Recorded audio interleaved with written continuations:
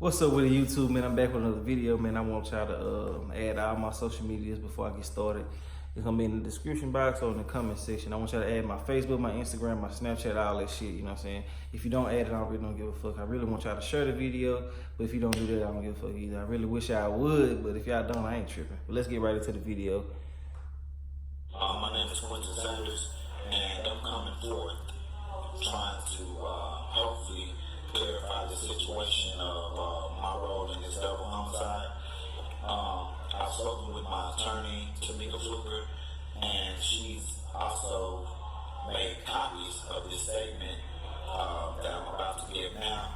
And like I said, I'm hoping that this clarifies my role in these murders, and hopefully these guys will be let go and set free and back home to their families.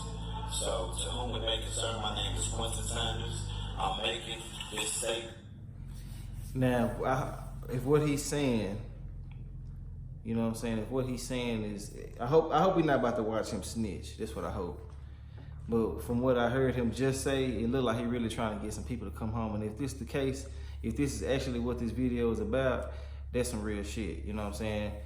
For him to try to get somebody else to come out, you know what I'm saying, while he's still in there. Because most people, man, shit, if we go down and I can help you, the next person will let you stay in there with them, you know what I'm saying? Even though they can help you and set you free by just making a statement, you know what I'm saying? So if he actually trying to get somebody out, I commend him on it. This some real nigga shit. And I think people should follow this example right here of how to be, you know, in the streets for real. If you're gonna be in the streets, shit, take your shit, you know what I'm saying? Don't let nobody else have to go through some shit when it's all on you, really, you know what I'm saying? But let's get right back into the video. Of sound mind and free will, 6/22/18 was the first time speaking or reaching out to anyone indicated knowledge of this crime.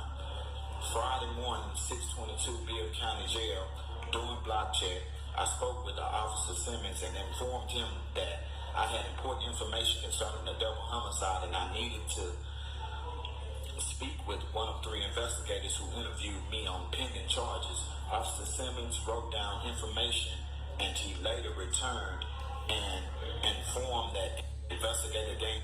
He fucked up. He just said on pending charges, you know what I'm saying? He did a testimony then. See, that's what you gotta do, man. Man, you gotta chill sometimes. Don't just go in there just saying anything, because you can fuck yourself up.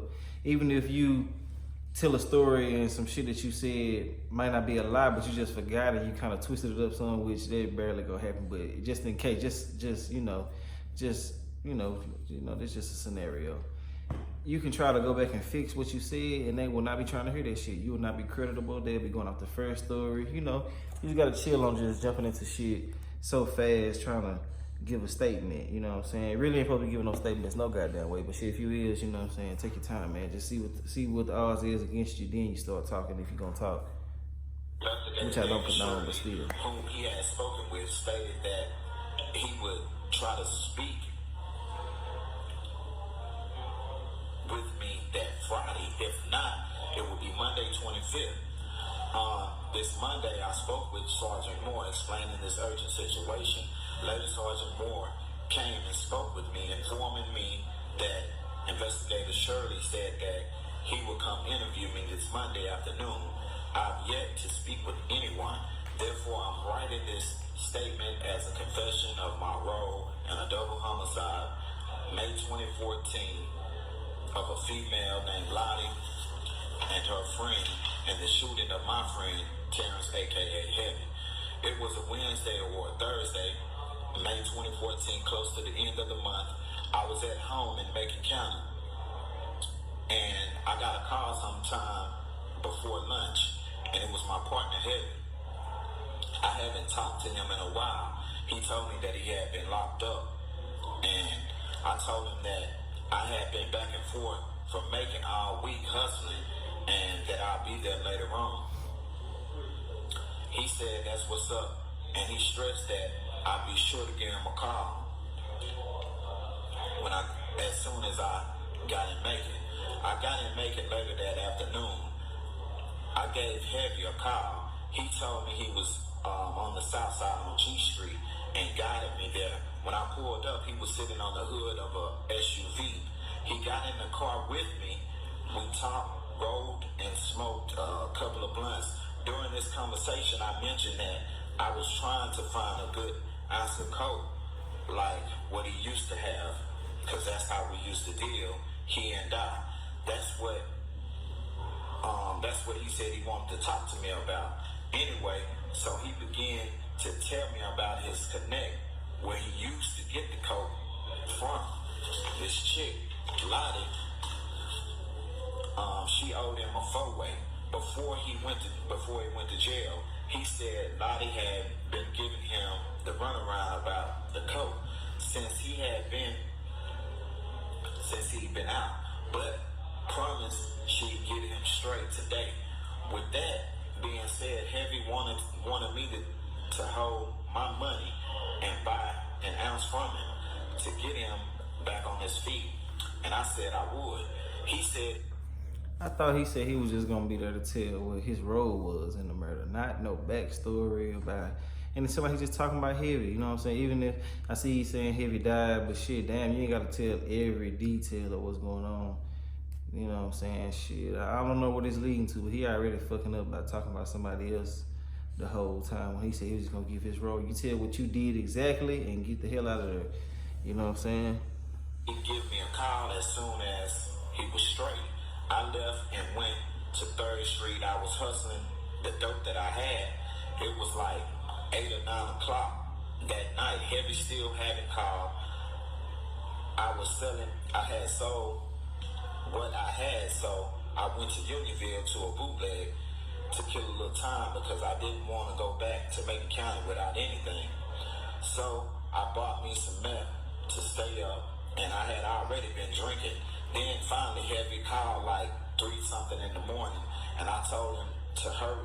He told me to hurry up and come pick him up in Sunny Springs apartment. I told him I was leaving Unionville and I was on my way.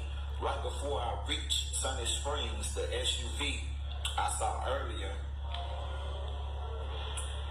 at Heavy's house was coming towards me, blinking its lights. Heavy jumped out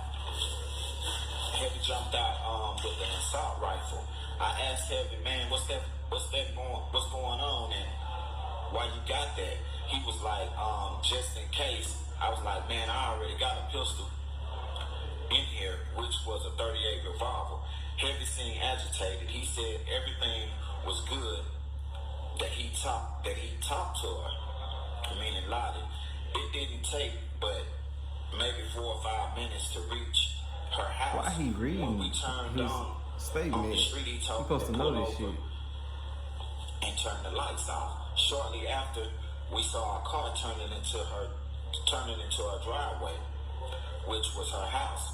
I pulled down in front of her house. He asked to see my gun, and I got out. And he got out and started walking toward the back of the house.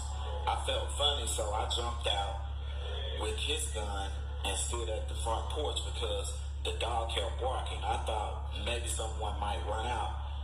In that instant, I heard several shots fired, so I ran to the back of the house. Heavy was running back past me towards our car, so I turned the corner of the house and I immediately started firing into her car. I ran back to my car. Heavy was in the back seat telling me to take him home. I drove as fast as I could back to G Street where we met earlier. I pulled up by the opposite side of the SUV. He got out earlier. I helped him as far as I could to the house. He was alive when I left. I then went back to Macon County. As soon as I got there, I drove towards Oberdorf, the bridge, and I threw both the guns into the river. I said, I laid low for a few days. My Uncle Vincent was coming to visit, and I told him that I was coming back to Texas with him. And before he came, I cleaned up the car and wiped it down, and I left it in Andersonville on a dirt road with the keys. And that was my role that I played in this homicide. And said, I was trying to make this statement in hopes of clarifying this situation about these guys, and my conscience has been bothering me, and I've recently been caught in other murders. Damn. And I'm just trying to clear the whole slate and basically clear this up so these guys can go home, because they shouldn't be here for something of murders and crimes that I committed. So with that being said, I hope this reach the proper authorities and someone is informed, and I'm willing to make a statement with detectives as soon as possible. Damn, that's the end of the video, man. Shit, me watching the whole thing, I get a kind of a different vibe from it. You know what I'm saying? The reason why I feel like he kind of reading it, probably because, you know what I'm saying, he probably already know he going to jail for life. He already said he got caught in other murders. Them youngsters told him what happened. You know what I'm saying? And shit, they probably went ahead and, you know, wrote a statement for him so he can read it, and he probably gonna take the time for him. He already know he ain't getting out no way. That's just how I feel. I'm not saying that this is true. This is just my opinion. But I'm gonna give y'all both sides of the fence on how I feel about this. You know what I'm saying? But overall, I just feel like it's fucked up that, you know what I'm saying, that he gotta go through what he going through without making the decisions that he made and being in jail like he's in jail. I just feel like he really trying to help somebody out, you know? Because I never seen nobody just read their statement, and he really didn't know what was coming next. You can tell he kind of was hesitant on reading, on making sure he didn't say nothing wrong.